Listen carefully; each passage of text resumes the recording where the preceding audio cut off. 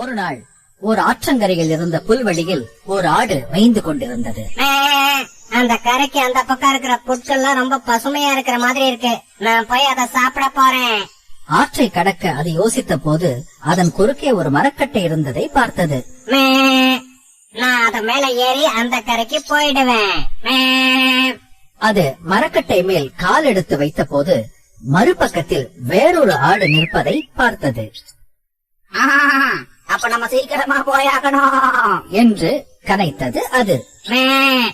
இரு, நான் முதல்ல போய்க்கிறேன்.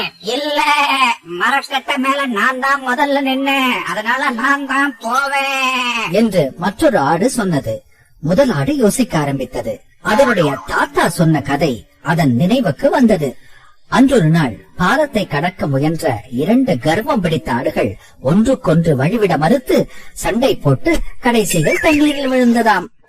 இப்பொழுது முதல் ஆடு யோசிக்க ஆரம்பித்தது. இது சண்டை போடுறதுக்கான நேரம் இல்ல.